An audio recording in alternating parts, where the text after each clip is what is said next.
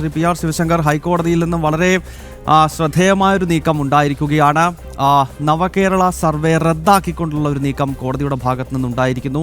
നിയമസഭാ തെരഞ്ഞെടുപ്പിന് തൊട്ട് മുന്നോടിയായിട്ടാണ് ഇത്തരമൊരു നീക്കം കോടതിയുടെ ഭാഗത്തു നിന്നുണ്ടായിരിക്കുന്നത്. അങ്ങ് എങ്ങനെ പ്രതികരിക്കുന്നു?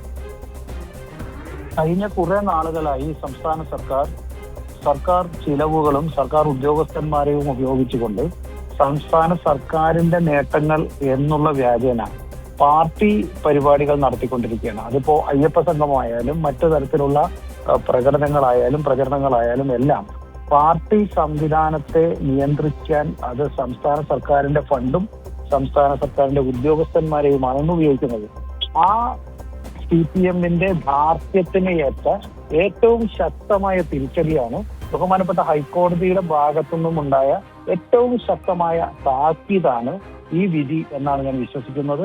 കഴിഞ്ഞ കുറെ നാളുകളായി നമുക്കറിയാം, ക്വിസ് നടത്തുമ്പോഴും അതുപോലെ തന്നെ സംസ്ഥാന സർക്കാരിന്റെ ഭാഗമായിട്ട് നടത്തുന്ന പല പരിപാടികളും പിണറായി വിജയന്റെ വ്യക്തിപരമായ നേട്ടത്തിനും അതുപോലെ തന്നെ ഈ സർക്കാരിന്റെ മാത്രം ചോദ്യങ്ങളും അതുപോലെ തന്നെ ആ അടുത്ത തിരഞ്ഞെടുപ്പിൽ വോട്ട് വർദ്ധിപ്പിക്കുവാനുള്ള ഏറ്റവും വില കുറഞ്ഞ ഒരു മാധ്യമ പരിപാടിയായും ചർച്ചകളായും ടെലിവിഷൻ പ്രോഗ്രാമുകളായും ഇപ്പോൾ അവസാനമായി സർവേകളായി ഈ സംസ്ഥാന സർക്കാർ നടത്തി വരുന്നു. ഇത് സംസ്ഥാന സർക്കാരിന്റെ ഭാഗത്തുനിന്ന് തിരഞ്ഞെടുപ്പിനെ നേരിടുവാൻ ശക്തിയില്ലാത്ത തന്റെ പാർട്ടിയുടെ അല്ലെങ്കിൽ കമ്മ്യൂണിസ്റ്റ് പാർട്ടിയുടെയും LDF-ന്റെയും സംരക്ഷണത്തിന് വേണ്ടിയിട്ട് ജനങ്ങളുടെ നികുതി പണം ചെലവാക്കുന്നു എന്ന് കോടതിക്ക് മനസ്സിലായിരിക്കുന്നു.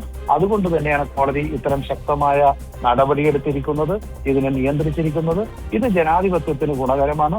സംസ്ഥാന സർക്കാർ നടത്തുന്ന രാഷ്ട്രീയ മുതലാക്കിയിട്ടുള്ള പരിപാടിക്ക് ഏറ്റവും ശക്തമായ താക്കീതാണ് എന്ന് ഞാൻ വിശ്വസിക്കുന്നു.